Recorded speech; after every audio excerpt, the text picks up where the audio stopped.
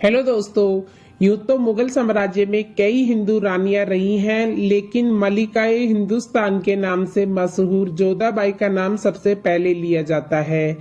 आपकी जानकारी के लिए बता दें कि जोधाबाई का नाम जोधाबाई था, हालांकि उन्हें हीर कुंवारी या हरकाबाई के नाम से भी जाना जाता था। उनका जन्म 1542 में हुआ था। जोधा एक हिंदू राजवंशी राजकुमारी थी, जिनके साहस की मिसाल आज भी दी जाती है। उनके पिता आमेर रियासत के राजा बहारमल थे। जोधाबाई और अकबर की विवाह को लेकर कहा जाता है कि उनका विवाह राजनीतिक समझौता था। फिर बाद में उनकी शादी अकबर से हो गई थी और लंबे इंतजार के बाद जोधाबाई ने अकबर की पहली संतान यानी सलीम को जन्म दिया। इसके बाद उन्हें मरियम उज जमानी का खिताब दिया गया था। दोस्तों, आपने जोधाबाई और अकबर की प्रेम कहानी के बारे में सुना होगा, लेकिन क्या आपको मालूम है कि जोधा बेगम को मरियम उज जमानी की उपाधि दी गई थी? ऐसा इसलिए क्योंकि पहले जमाने में मरियम उज जमानी उस महिला को कहा जाता था जो बादशाह को संतान दिया करती थी, और अकबर को पहली संतान देने वाली जोधा बेगम थी, इसलिए उन्हें मरियम उज जमानी जोधा बेगम के नाम से जाना जाता था।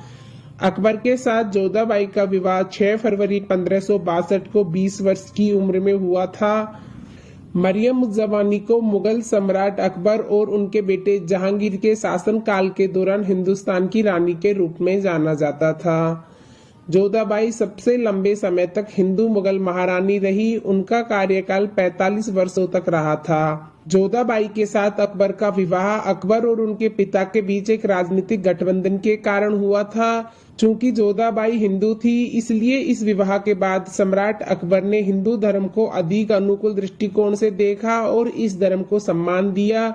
अकबर से शादी के बाद भी जोधाबाई ने इस्लाम नहीं अपनाया और वह हमेशा एक हिंदू बनी रही। सम्राट अकबर की कई पत्नियां थी, लेकिन वो जोधाबाई से अधिक प्रेम करता था। हिंदू होने के बावजूद उन्होंने मुगल घराने में बहुत सम्मान कायम रखा। जोधा को अकबर के पहले और आखिरी प्यार के रूप में जाना जाता है। मरियम उज जमानी के अलावा जोधाबाई ने मलिकाए मौजमा, मलिकाए हिंदुस्तान और वाणी नियंत्रण की उपाधि धारण की। इसका अर्थ है ईश्वर का उपहार। वह जोधाबाई शिवानी बेगम नामक शीर्षक से आधिकारिक दस्तावेज जारी करती थी। अकबर ने जोधाबाई को शाही महल में प्रथागत हिंदू संस्कार करने की अनुमति दी थी। उन्होंने उसे महल में एक हिंदू मंदिर बनाए रखने की अनुमति दी। वास्तव में अकबर भी कभी कभी जोधाबाई के साथ पूजा में भाग लेते थे। माना जाता है कि जोधाबाई एक व्यापार कुशल महिला थी और मुगल साम्राज्य में मसाले और रेशम का व्यापार देखती थी। जोधा और अकबर की कहानी कुछ इस तरह है। कहा जाता है कि अकबर आमिर मोहिनुद्दीन चिश्ती की कब्र पर नवाज अदा करने के लिए जा रहा था। तब रास्ते में बिहार मल अकबर से मिलने आए और उसे बताया कि उसके बड़े भाई शुजा के साथ उसके साले शरीफुद्दीन मिर्जा मेवात का मुगल हकीम की लड़ाई चल रही है, जिसके कारण वह उसे बहुत परेशान कर रहा है। शरीफुद्दीन की मांग थी कि बिहारमल अपने बेटे और भतीजों को उसे सौंप दे। बिहारमल ने उसकी बात मान ली और अपने बेटे एवं 2 भतीजों को बंधक के रूप में शरीफुद्दीन को सौंप दिया। लेकिन शरीफुद्दीन संतुष्ट नहीं हुआ और वह बिहारमल को बर्बाद करना चाहता था। अकबर ने बिहारमल की बेटी से विवाह करने का प्रस्ताव रखा और कहा कि विवाह के बाद उसका बहनोई शरीफुद्दीन उसे परेशान नहीं करेगा। 1569 में अकबर ने यह खबर सुनी कि उसकी पहली पत्नी जोधाबाई गर्भ से है। इससे पहले अकबर के कई बेटे गर्भ में ही मारे गए थे, लेकिन इस बार एक सलीम चिश्ती ने घोषणा की थी कि उसके बेटे का जन्म सही सलामत होगा। इसलिए पूरे गर्भ धारण की उपाधि के दौरान जोधा सीकरी में सबके पास ही रही।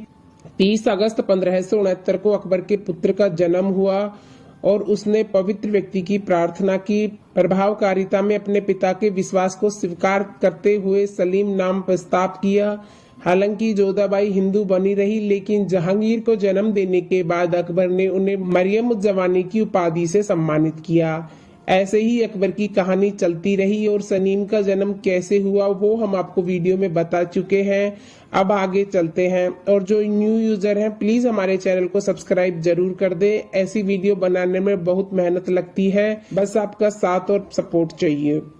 सन 1623 में जोधाबाई की मृत्यु हो गई और मृत्यु के बाद जोधाबाई को उनकी इच्छा के अनुसार उन्हें उनके पति अकबर की कब्र के पास दफनाया गया था। मरियम उज़ ज़मानी का मकबरा परंपरा के रूप में उनके बेटे सलीम यानी कि शहजादे जहांगीर के द्वारा बनवाया गया था। शहजादे जहांगीर ने अपना कार्यभार संभालते ही जोधाबाई के मकबरे का निर्माण करवाया था। इस मकबरे को बनने में पूरे 4 साल लगे थे और यह साल 1627 में बनकर पूरा तैयार हो गया। चलो दोस्तों, मिलते हैं नेक्स्ट वीडियो में। जब तक के लिए अपना ख्याल रखना और हमारे चैनल पर ऐसे ही बने रहना।